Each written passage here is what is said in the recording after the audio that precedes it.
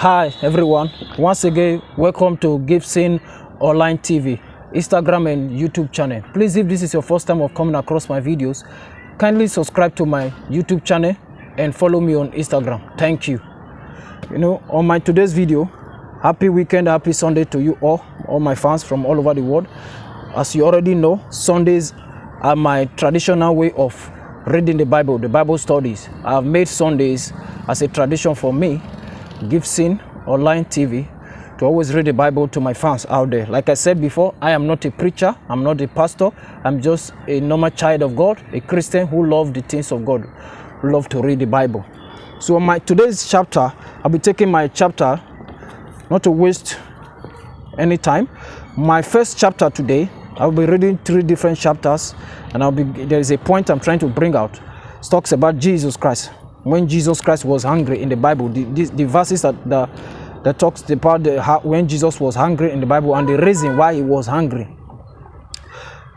My first Bible reading for today is taken from Matthew chapter 21. Once again, I'm Gibson from Nigeria and Gibson Online TV. This is my channel. I'm on YouTube and I'm on Instagram. Matthew chapter 21. From verse 12, I will read from verse 12. Which says, Matthew chapter 21 from verse 12 says, Then Jesus went into the temple of God and drove out all those who bought and sold in the temple, and overturned the tables of the money changers and the seats of those who sold doves. Verse 13 says, Matthew chapter 21 verse 13 says, And he said to them, It is written, my house shall be called a house of prayer, but you have made it a den of thieves. This will take me to my second Bible reading, which is taken from the book of John chapter 2 from verses. I will read John chapter 2. My second Bible reading is from John chapter 2 from verse 13. From verse 13 to the last to verse 17. John chapter 2 verse 13 says, Now the Passover of the Jews was at hand, and Jesus went up to Jerusalem, and he found in the temple those who sold oxen and sheep and doves, and the money changers doing business. Verse 5, when he had made a whip of cord, he drove them all out of the temple with a sheep and the ox, and poured out the changers' money, and overturned the tables. Verse 16 says, And he said to those who sold doves, doves, birds, those dove birds, talking about the pigeons, dove, take these things away. Do not make my Father's house a house of merchandise. A house of merchandise. Verse 17 says, John chapter 2 verse 17 says, Then his disciples remembered that it was written, Zeal for your house has eaten me up. This also takes me to my third Bible reading for today, which is the last Bible reading, which is Mark, the book of Mark. I'll go to the book of Mark.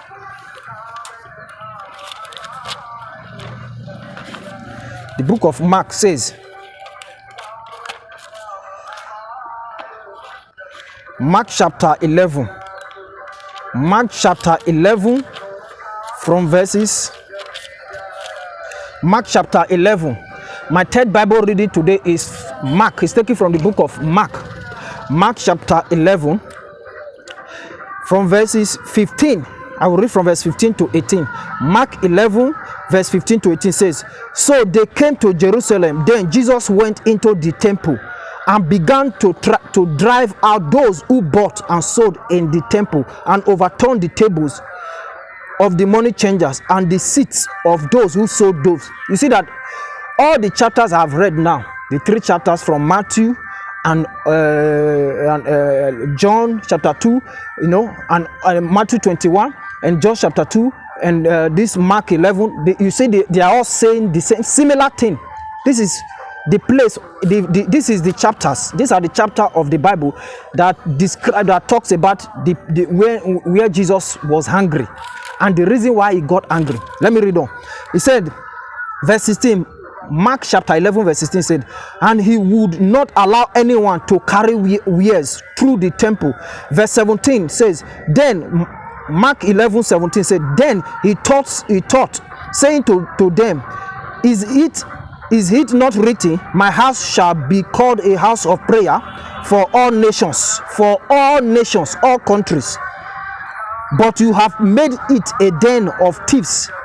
Verse 18 says, Mark 11 verse 18 says, and the scribes and thieves and chiefs priests heard it and sought how they might destroy him, for they feared him, because all the people were astonished at his teaching.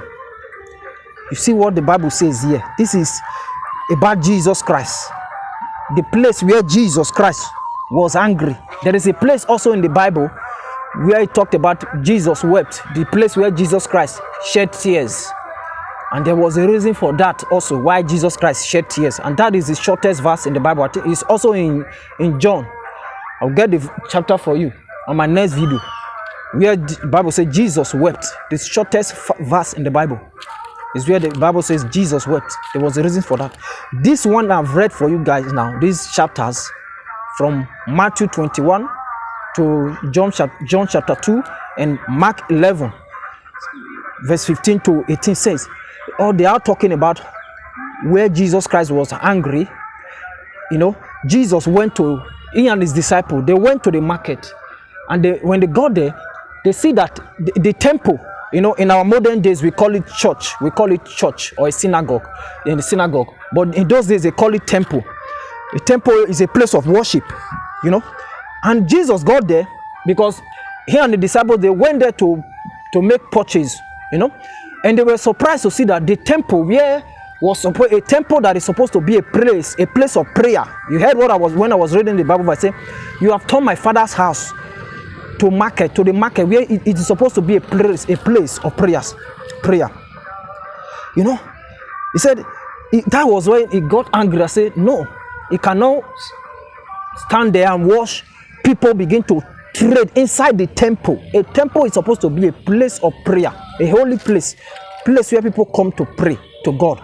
But rather, as at that time, they turned that temple to the marketplace. Outside the normal marketplace they have is not enough for them, but they decide to use the temple also. So Jesus got angry when he got there with his disciples. They didn't buy anything again, so they got angry because this is a temple. It doesn't make any sense. In any way you look at it, it doesn't make sense. Jesus said, this is the temple. Have you lost your mind? Have you lost it? After all my teaching, Jesus told them, after all the teachings, all his teachings, still yet you have not learnt. You cannot obey simple instruction. This is the temple. There are other places where you can do market, where you can trade, where you can organize as a marketplace, not a place that is called a temple. A temple is a place of prayer, a place of worship. But rather they decided, the people of that at that particular time, in that particular nation or that place, they decided to turn that temple into a place of market, of buying and selling. So Jesus got angry and started destroying everything, turned their tables upside down, and chased them all out by himself. The disciples stood by and they were watching him because he's Jesus. And what he was doing was 100%, 100% right. You cannot turn a place of temple to a marketplace. There is place for market, there is place for sleeping, where you call your home. There is place for cooking, where you call your kitchen in your home. So why are you turning a temple, a place of prayer and worship, into a marketplace? Jesus got angry and said, what has come over you people? This was the place, this is the only place the Bible recorded where Jesus got angry. And this is the reason. Why am I saying this?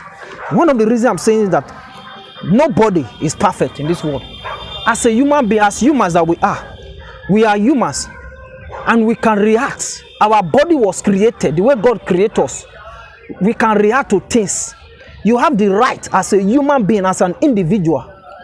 You have the right to react to whatsoever that does not feel right to you. You see what Jesus did here? Jesus reacted because this was not right. Humanly, it is not right.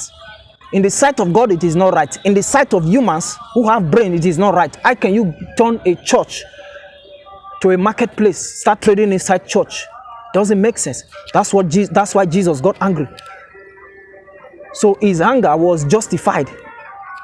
Him being angry in this place is justified. Is 100% right. So as a human being, when someone treats you in a certain way that you do not feel comfortable with, you do not like it do not goes well with you, you have the right. It is your human right, your legal right to react to that thing. That does not make you a bad person.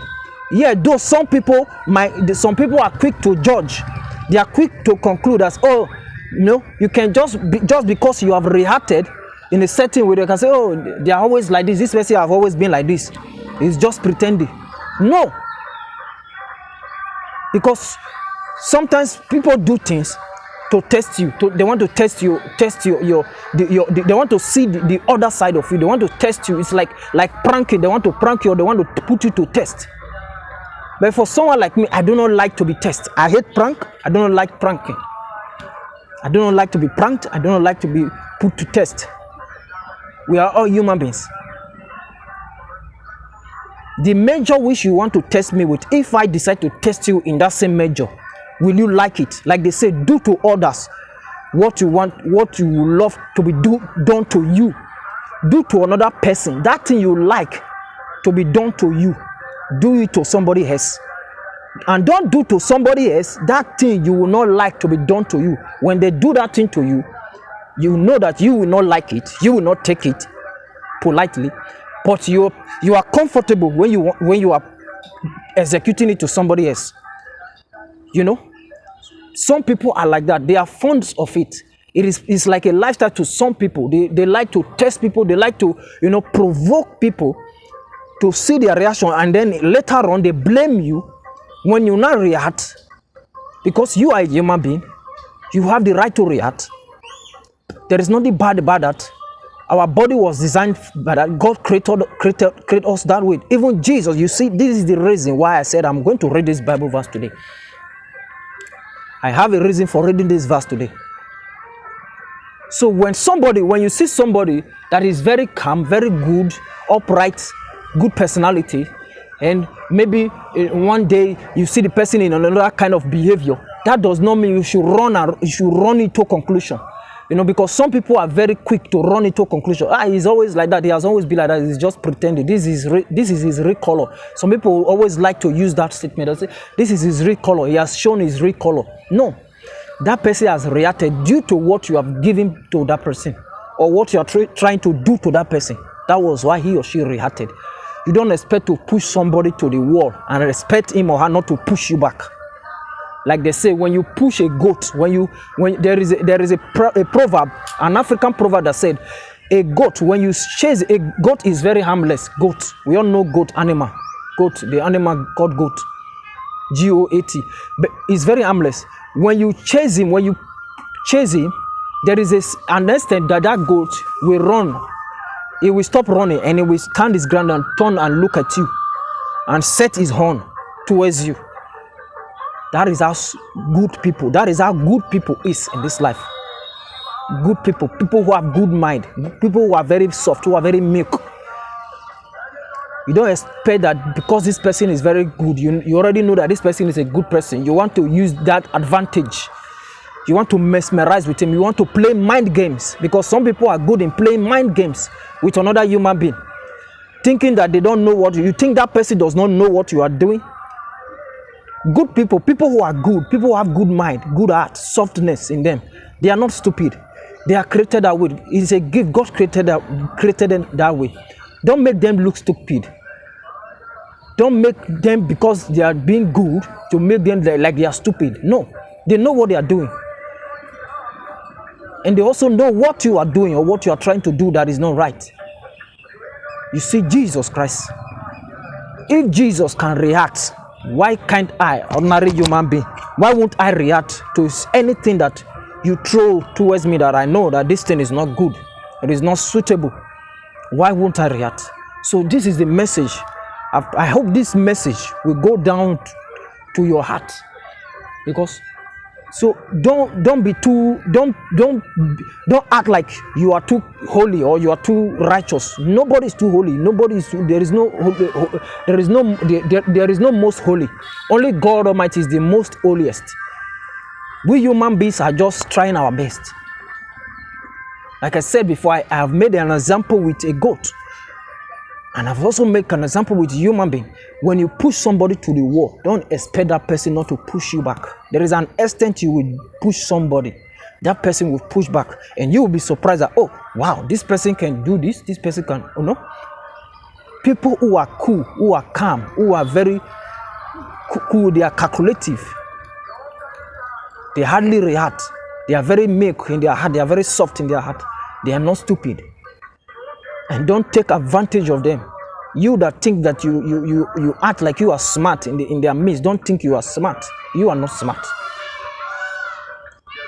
That is the way God has created such people. And give them, acknowledge their own respect to them, according to how God has created them. Acknowledge their own respect to them.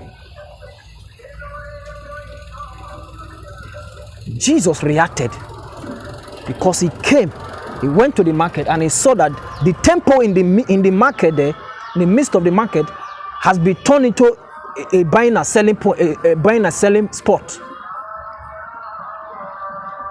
To you as a normal human being, even in our world today, it doesn't make sense. If you go to the temple, for those who are Hindus, if you go to your temple today to pray and see that they are buying and selling your temple, you will react in a certain way. You will start chasing them away, or you will call the cops for them. For you as a Christian today, you go to your church where you worship, your place of worship, your church today, and you find out that they are selling, doing and buying and selling inside the church, you will react to it. So, we as humans, we have the right, it's our legal rights, our human rights, to react to anything that is not good. Anything you find out that your body is not comfortable with that thing. Your mind is not comfortable with it. You are not comfortable with it. And you know deep down in you that yes, you are right. You can defend it. You have the right to defend it. You have the right to stand up, stand against it. In a very cool manner, in a very matured way, not in a violent way. There are ways to do things that when you react in a certain way, people will, people will respect you more. But there are some people, they don't know how to react. They react violently. They go extra miles, They create unnecessary chaoses. But that is not the way. There are ways to resolve issues. We as human beings, we can always have misunderstanding. That is a normal thing in our life. Friends, best friends, even brothers, family members, they do quarrel. Even twins, people who are born, they are twins. They have issues. I've seen twins who are separated for years, like P Square in Nigeria. This musician who are called P Square in Nigeria. They are twins. Years ago they had issues. It took them many years for them to reconcile and come back together. And start doing music together. That is life for you. We can have misunderstanding. Just because we are friends doesn't mean that it will be like straightforward expressway. No. There will be a time where we will have a misunderstanding. Something will come up that you will disagree with me, I will disagree with you. Such is life. But do not take it personal. Do not take it extreme. Be calm in awe. Even the Bible talks about it. That do not let the sun come down on your anger. Like, do not let the sun set on your anger. When you are angry in the morning, there is a chapter I will read for you one day. It says, before it sunsets, make sure that anger, that thing you have has been taken away, has been resolved. Do not let the sun set. on that anger. You know, so this is my word, my Bible reading this week. I wish you all a happy, beautiful week ahead. Stay safe out there and stay blessed. Thank you once again, Gibson Online TV, Instagram and YouTube. Please, if this is your first time of coming across my channel, kindly follow me on Instagram and subscribe to my YouTube channel. Thank you and God bless. Have a nice week ahead. Ciao.